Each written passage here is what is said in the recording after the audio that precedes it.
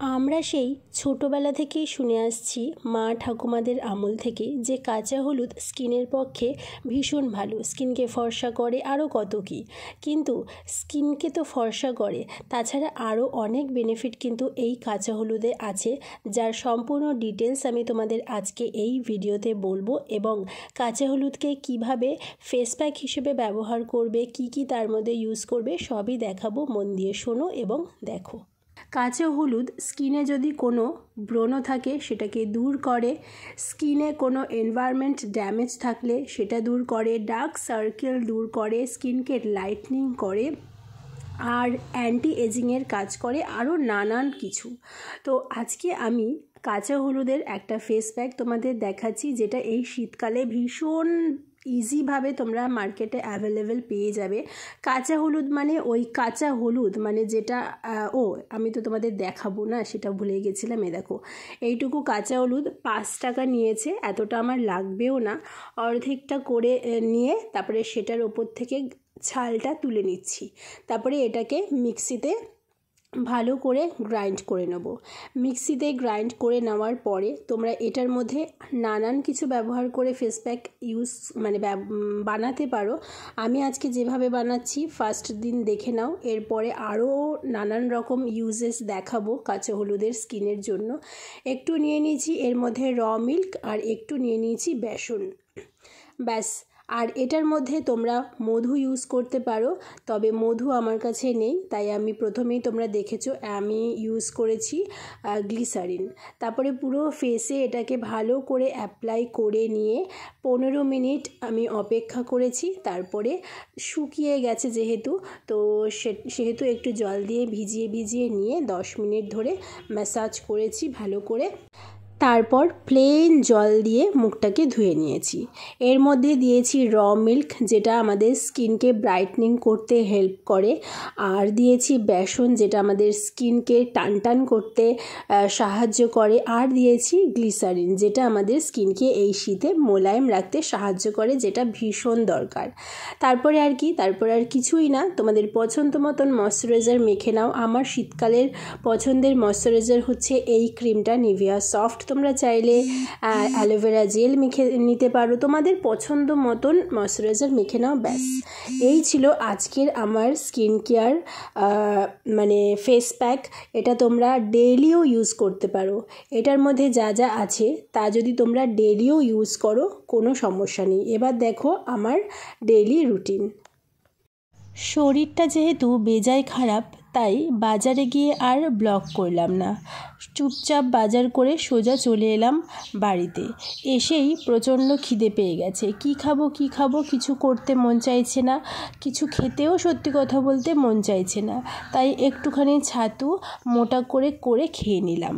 এই ছাতুটা আমাকে এই সমস্ত দিনে ভীষণভাবে বাঁচায়, তাই দীপকে সবসময় বলি যে তুমি আমার জন্য একটা করে কিন্তু ছাতু অবশ্যই এনো।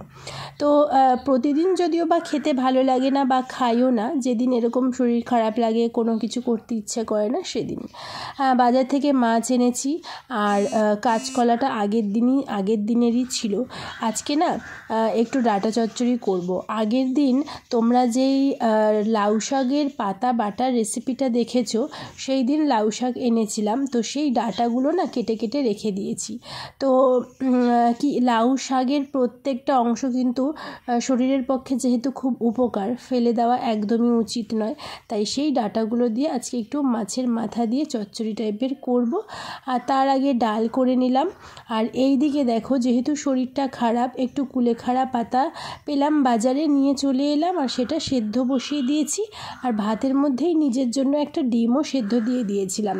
শরীরটা বেজায় খারাপ, এখন তো 3-4 দিন ধরে জ্বর হয়েছে, তাই না হলে তার অনেক দিন আগে থেকেই একটু উইক ফিল করছি, আবার সেই জয়েন্ট পেনগুলো ফিল করছি অল্প অল্প।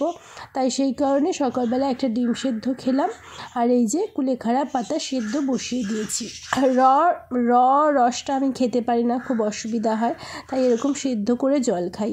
তোমাদের যাদের হিমোগ্লোবিন কমের সমস্যা আছে, বা একটু হয়তো গাঁটে ব্যথা অনুভব করছো, শরীরটা দুর্বল অনুভব করছো, তারা এই কুলেখাড়ার এরকম সেদ্ধ করা জল খেতে পারো, রস খেতে পারো, ভীষণ উপকার।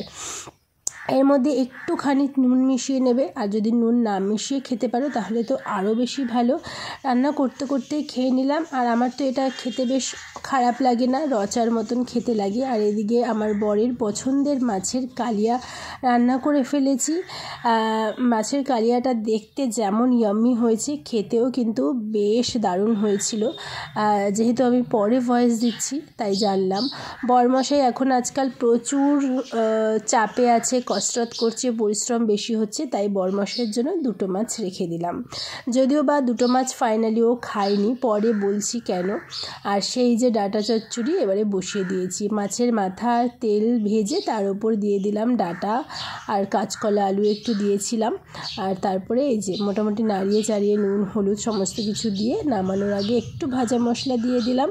বেশ ভালো লেগেছে খেতে। আমাদের বাড়িতে না এই ধরনের খাবার হয়, তবে হ্যাঁ এরকম ডাঁটা চচ্চড়ি হয় না, শাকও থাকে তার সাথে। কি করব, শাকটা তো আগেই খেয়ে ফেলেছি, তাই এভাবেই করলাম, কিন্তু খেতে বেশ ভালো লেগেছে আমার।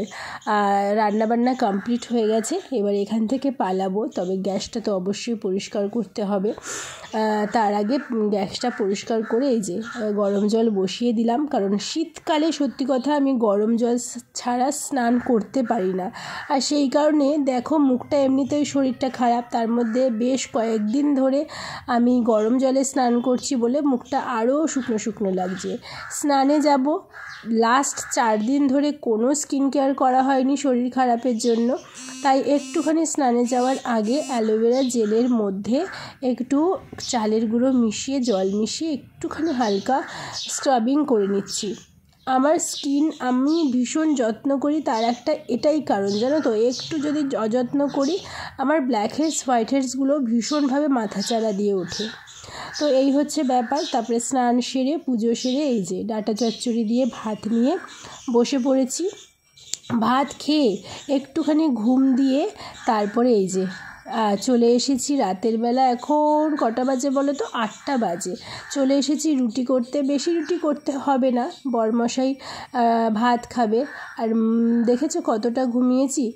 বেশি কিন্তু ঘুমোইনি, যেহেতু অনেকটা সময় শুয়েছিলাম তাই মুখটা অত ফুলে গেছে, আর শরীরটাও তার মধ্যে খারাপ, তাই অল্প রুটি করতে হবে। তার কারণ হচ্ছে দীপ রুটি খাবে না, বাকিরা সবাই রুটি খাবো করছি, এই হচ্ছে ব্যাপার। আর রুটি করার সাথে সাথে আমি কিন্তু করেছি, কি বলে করবো আর কি, বেগুন কেটে রেখেছি নুন হলুদ একটুখানি চিনি দিয়ে মাখলে না বেগুন ভাজার সময় তেলটা অনেকটা কম লাগে।